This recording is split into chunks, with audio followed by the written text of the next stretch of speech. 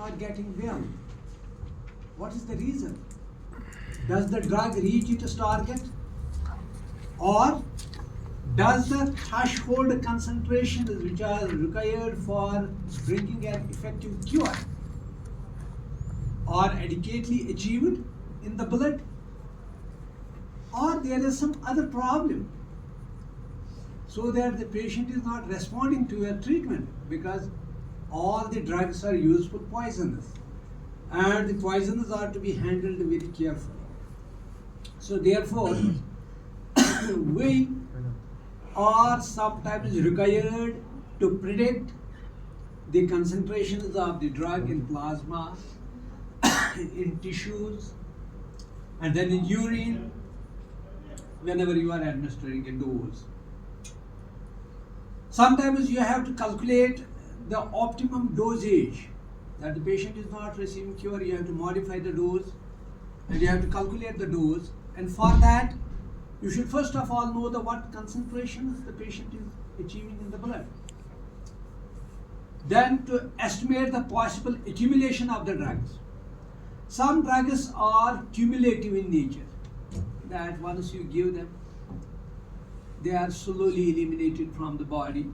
With the result, there can be poisonous effects because of the cumulative nature of the drug. And this is true especially with the warfarin. If you are using repeatedly, giving the high doses, it accumulates in the body till the toxic levels are achieved. Carbamazepine, it is a drug used for trigeminal neuralgia, causes a lot of toxicity. Lithium carbonate, it is a drug which is used for mania. You know, hospitals में जब ये patients चिल्लाते हैं, दौड़ते हैं, ना पागल कुनीज कहीं हाथ लाए.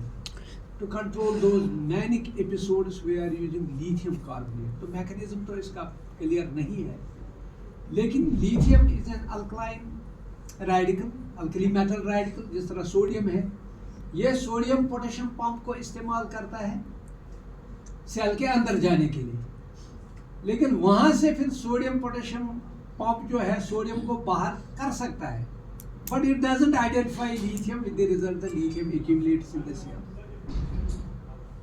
So therefore, we are required to monitor the concentrations precisely so that there is no toxicity, intoxication.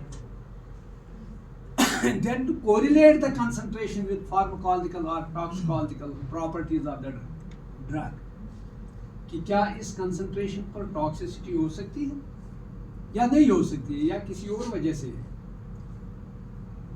And to evaluate the differences in the rate or extent of availability.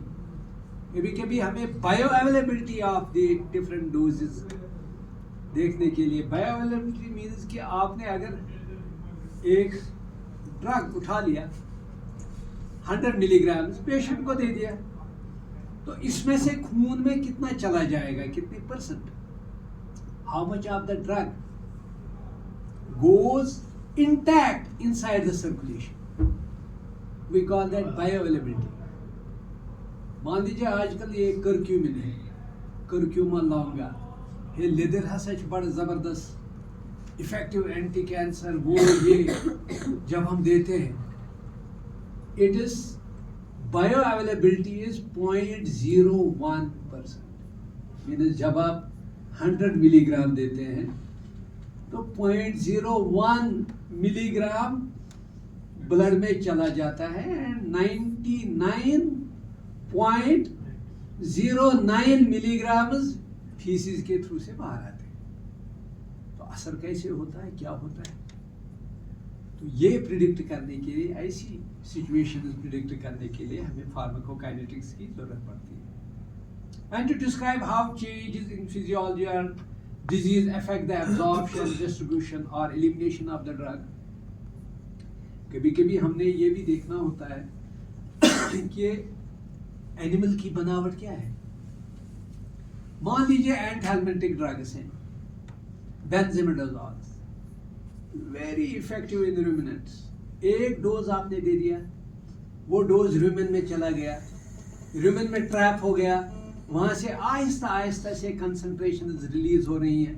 With the result, the parasite is in contact with the drug for a pretty long time. और उस long duration के दौरान उस parasite में जो energy levels हैं वो deplete हो जाती है और वो मर जाता है.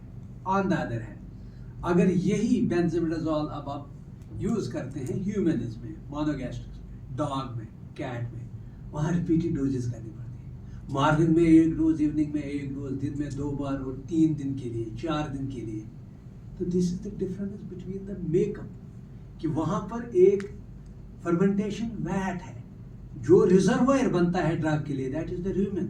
ह्यूमन में ह्यूमन नहीं है, इसलिए ड्रग जल्दी से. तो these things we are understanding when we conduct the kinetic studies of the drug, तब पता चलता है, अदरवाइज नहीं पता चलता है.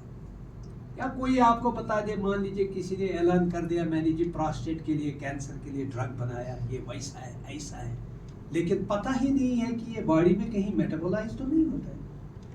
Does it reach the target? वहाँ पर बैरियर्स होते हैं, blood prostate barrier, blood testicle barrier, blood memory barrier, blood brain barrier. These are the barriers which nature has created to protect the special tissues which are very sensitive to the presence of the drugs. They are to be protected, because otherwise हम सब्जियां खाते हैं उनमें toxins होते हैं, हम कोई भी सब्सटेंस खाते हैं उनमें टॉक्सिन्स होते हैं, तो हमारा डैमेज होगा. अगर हर कोई केमिकल, मान लीजिए कि ब्लड टेस्टिकुलर बैरियर क्रॉस करता है और स्पर्मेटोगोनिया इफेक्ट होते हैं, जर्म सेल्स पे असर होगा, तो